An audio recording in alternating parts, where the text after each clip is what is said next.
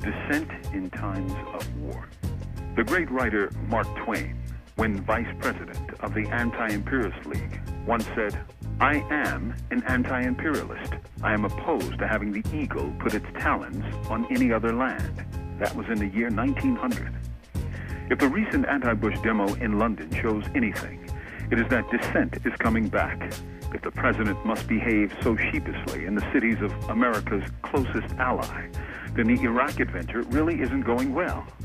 Although there have been spirited demonstrations in the U.S. since the start of armed conflict, they have rarely reached the size and zest of the pre-war demos. It suggests several things. Most Americans felt funny about protesting after the armed conflict began. And many felt demoralized when the massive pre-war demos didn't stop the government from going forward anyway. Deep in the American psyche is a nationalism that is expressed as obedience to those in power. The state depends on this instinct and draws strength from it. The great dissenters in U.S. life often had to do so against popular opinion. Also, they have been almost whited out of history so that we know little of their resistance. Mark Twain was one of the most popular writers in America, and his fiction is at the heart of American literature. Yet he was a staunch opponent of U.S. military adventures at the dawn of the 20th century and proudly opposed such militarism. Naturally, the establishment questioned his patriotism. In one of his novels, A Connecticut Yankee in King Arthur's Court, Twain gave eloquent voice to his brand of loyalty. Quote, "You see, my kind of loyalty was loyalty to one's country, not to its institutions or its office holders. The country is the real thing, the substantial thing, the eternal thing. It is the thing to watch over, to care for, and be loyal to. Institutions are extraneous. They are its mere clothing, and clothing can wear out, become ragged, cease to be comfortable, cease to protect the body from winter, disease, and death.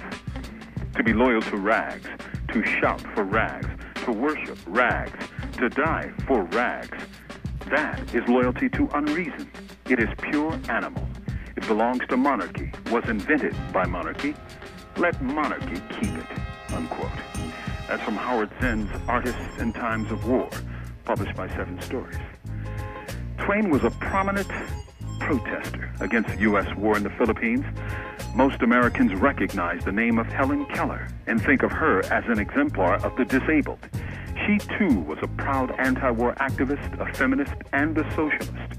The great black poet, Langston Hughes, used his artistic gifts to protest U.S. militarism abroad and racism at home.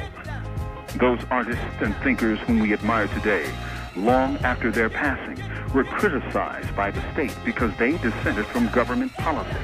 They did not leave important issues like war to the likes of politicians.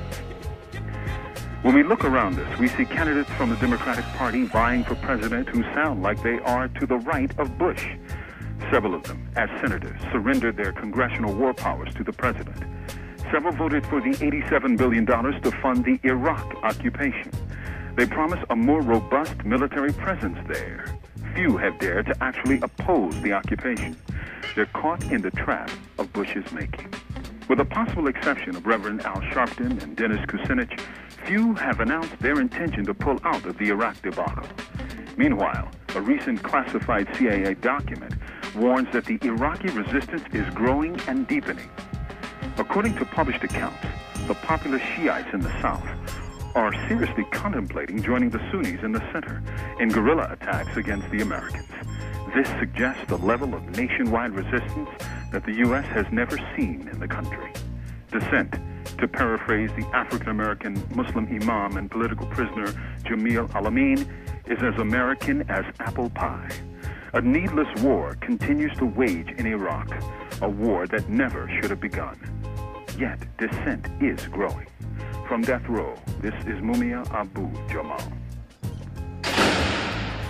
These commentaries are produced by Noel Hanrahan for Prison Radio.